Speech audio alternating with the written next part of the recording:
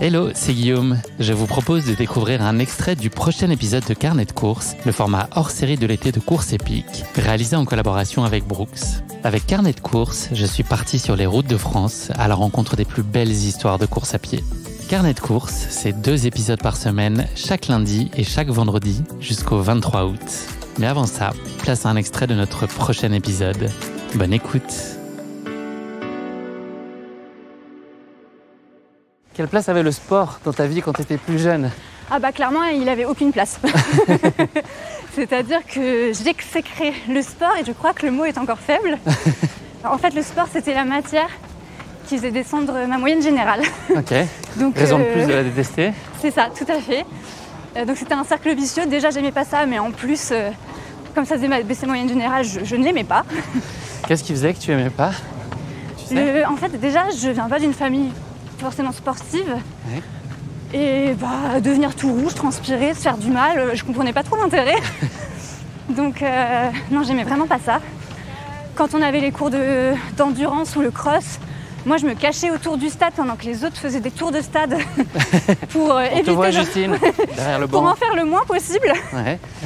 Et en fait, j'ai commencé... Et donc tu avais le ventre noué quand tu allais à l'école, quand il y avait les cours de sport, c'était presque traumatisant. Avant les cours de sport, dès qu'on rentrait dans les vestiaires, j'étais vraiment angoissée parce que j'aimais pas ça et je voulais pas en faire. Et ça s'est débloqué l'année du bac parce que j'en ai eu marre en fait, justement, que ce soit la seule matière qui fasse baisser ma moyenne générale. Donc je me suis dit, allez, tu bosses un peu pour au moins limiter les dégâts. Tu veux la mention au bac, alors tu travailles en sport. Il y avait des sports quand même qui te paraissaient plus envisageables que d'autres. On choisissait pas vrai. On a entendu le... J'ai pensé qu'après. C'est très bien. Il vient du cœur. Non, en fait, je me posais pas la question. On n'avait pas trop le choix de toute manière dans les sports. Donc juste, je m'étais mise à courir un petit peu pour limiter les dégâts et j'y mettais un peu plus de bonne volonté pour montrer aux profs que j'y mettais du mien. Et donc ta moyenne a été stratosphérique ensuite. Ah, j'ai eu la mention très bien au bac. Pas mal. Pas grâce au sport, mais ça t'a pas empêché de l'avoir en tout cas. Voilà, c'est ça. Et donc la course à pied, elle est arrivée un peu plus tard dans ta vie. Tu nous as parlé tout à l'heure là, en intro de ton expérience d'études où tu n'as pas trouvé exactement ce que tu cherchais. C'était en Belgique, je crois, et tu es revenu ensuite en France. Donc je suis partie étudier à Bruxelles. J'ai fait mes études d'interprète et elles étaient assez stressantes. Pour moi, je donnais vraiment tout parce que je voulais vraiment atteindre mon objectif. Mais je pense que j'étais pas loin du burn-out. Donc j'ai décidé d'arrêter à la fin de la 4e année. C'était 5 ans les études. Ouais. Et en rentrant en France, j'ai eu besoin de me trouver un échappatoire un peu. Ouais. Et je sentais que mon corps réclamait de l'activité physique pour évacuer toutes les dernières ondes négatives que j'avais vécues. C'est la première fois que tu ressentais ça, là, ton appel du corps qui te demandait ça ? Ah oui, clairement, il m'a jamais fait ressentir le besoin de bouger avant.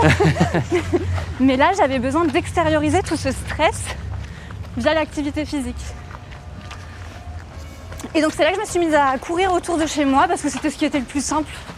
Je mets mes baskets et je vais courir autour de chez moi. Donc ça c'était il y a 10 ans à peu près ? Oui, c'est ça. 2014 ? C'était en 2014. Ouais. Donc c'était il y a 10 ans. Est-ce que tu espérais trouver toi dans la course à pied ? Au début, tu savais ou c'était plus une expérimentation ? Au début, je n'espérais pas trouver grand-chose. Je voulais juste me dépenser et faire un petit peu de sport pour pas m'empâter non plus. Et puis, ma mère, un jour, comme elle me voit courir, et déjà, pour ma famille, quand ils me voyaient courir 6 minutes, j'étais déjà une championne pour eux.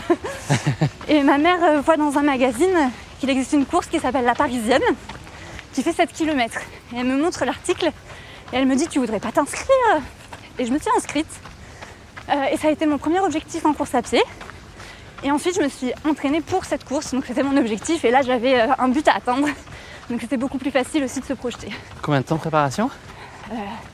Ça devait être... j'ai dû m'inscrire en juin pour septembre. D'accord. Et t'as trouvé ça difficile ? Alors, je voyais ça comme une montagne à gravir pour moi qui courait 6 minutes max.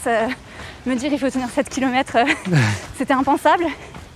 Et puis, t'as été accompagnée ou t'as essayé de trouver des plans de ton côté ? Non, à l'époque, c'était vraiment en plus la course à pied. À l'époque, c'était pas autant à la mode. Donc, non, j'étais vraiment toute seule. Je faisais un peu n'importe quoi. Hein. J'essayais juste de rajouter à chaque séance un petit peu de kilomètres. Ouais. Et le jour Qui de fait la... que t'arrivais confiante le jour de la course? Ou t'avais des doutes sur tes capacités? Ah oui, j'avais des doutes, j'étais pas sûre parce que j'avais jamais fait 7 km avant le jour J. Et puis le jour J, on connaît les ambiances de course. Je suis arrivée sur la ligne de départ, j'ai été galvanisée. Tu courais seule? Je courais seule, oui. Oui, oui. C'est mon père qui m'avait accompagnée. Donc j'avais quand même un supporter. Et pas le dernier à mon avis. Non. Donc du coup, j'ai vécu l'ambiance de la course incroyable. En plus, la parisienne, c'est une course où vraiment tout le long, il y a des supporters, il y a de la musique, il y a des musiciens, des danseurs. Sport, ouais. Et une fois la ligne d'arrivée passée, je suis tombée amoureuse. J'ai eu un coup de foudre et je me suis dit... Tu ne t'as pas quitté depuis? C'est ça, ce sera pas la dernière, clairement pas. Et voilà, c'est le début de l'histoire. Est-ce que tu as ressenti déjà un premier niveau de fierté de réussir 7 km? Ah mais j'étais super fière, j'étais la reine du pétrole. J'avais fait 7 km sans m'arrêter. Je me sentais pousser des ailes. Et t'as aimé ça en plus? J'ai aimé ça parce qu'en fait l'ambiance me portait. J'étais pas juste chez moi au milieu des champs toute seule. J'étais avec d'autres personnes. En plus, pour commencer, j'étais qu'avec des femmes. C'est peut-être ça aussi qui m'a permis de me sentir à l'aise dès le début. Et non, bah voilà, ça a été tout de suite le coup de foudre.